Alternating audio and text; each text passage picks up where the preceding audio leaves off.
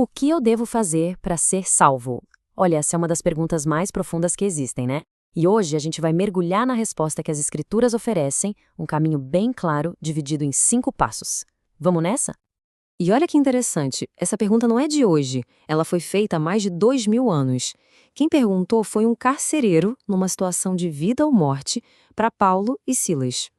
E o mais incrível é que, mesmo depois de tanto tempo, essa busca por uma resposta continua super atual.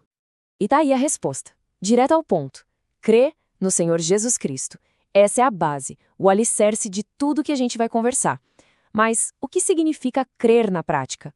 Como essa crença se desenrola no dia a dia? É isso que a gente vai descobrir agora. Então, nosso roteiro é o seguinte: a gente começa pelo fundamento de tudo, que é o crer. Depois, vamos entender por que é preciso reconhecer nossas falhas.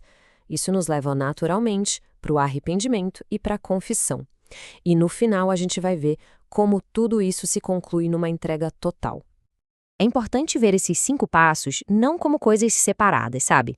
Pensa neles como degraus de uma mesma escada.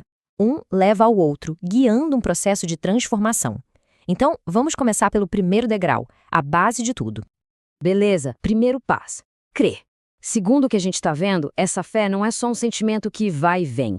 Não, ela é a fundação, é o chão firme onde todo o resto vai ser construído.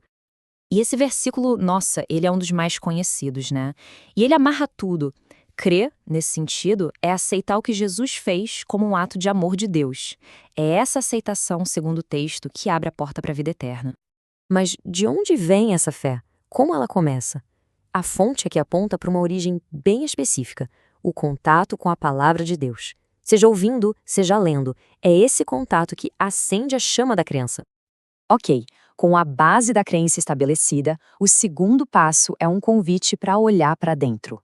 Exige uma baita honestidade, reconhecer a própria condição de pecador. E por que isso é tão importante? Porque na lógica do texto, ninguém procura um salvador se não achar que precisa ser salvo, certo? E o ponto-chave aqui é a universalidade. Repara que o texto não diz alguns pecaram, ele diz todos, sem exceção. É uma condição que, segundo essa visão, todo mundo compartilha. E por isso, todo mundo precisaria de um salvador. Tá, mas o que exatamente é pecado nesse contexto? A definição é bem precisa, viu? Não é só um erro moral qualquer.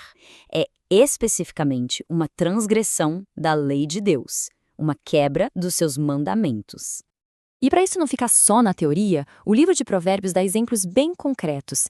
Essa lista mostra os tipos de atitudes que são vistas como transgressão, desde o orgulho, os olhos altivos, e a mentira, até coisas que prejudicam diretamente os outros, como semear discórdia. Muito bem, depois de crer e de reconhecer, a gente chega numa dupla que anda de mãos dadas, o arrependimento e a confissão. O arrependimento aqui é descrito como mais do que só sentir remorso. É uma volta para Deus de todo o coração, uma mudança de rumo mesmo. Agora, se liga nesse ponto, porque ele é fundamental. A fonte deixa muito claro que a salvação não é algo que se conquista por fazer boas ações, por obras. Pelo contrário, ela é apresentada como um dom de Deus, um presente recebido pela fé. E a palavra-chave aqui é graça, que é a ideia de um favor que a gente não merece, um presente que não tem como pagar. E uma coisa leva a outra, sabe? É um fluxo natural. Aquele sentimento interno de arrependimento se manifesta para fora através da confissão. É o ato de colocar em palavras e reconhecer as falhas diretamente para Deus. E essa citação resume perfeitamente a promessa que vem com a confissão. Mas olha o detalhe, a chave não é só confessar, admitir o erro. É confessar e deixar, abandonar aquela prática. É essa combinação, segundo o texto, que abre o caminho para a misericórdia.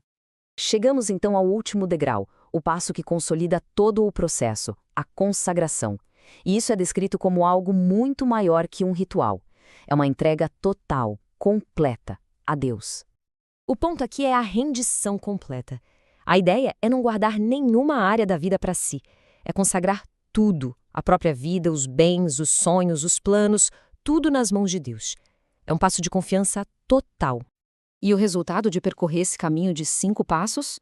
Bem, o texto descreve como uma transformação radical. Não é sobre se tornar uma pessoa um pouco melhor, É algo fundamentalmente novo. É se tornar uma nova criatura. Esse versículo fecha a jornada de um jeito muito poderoso. Ele resume essa ideia de um recomeço total, sabe? Onde o passado fica para trás e uma realidade completamente nova, uma nova identidade, começa a surgir. E assim, no fim dessa análise, fica uma reflexão no ar. A gente viu que todo o caminho começa com um ato de crer, mas ele termina numa transformação pessoal profunda. A grande questão que fica é: como esses dois pontos, o crer e o se tornar, se conectam na prática? É algo bem interessante para se pensar.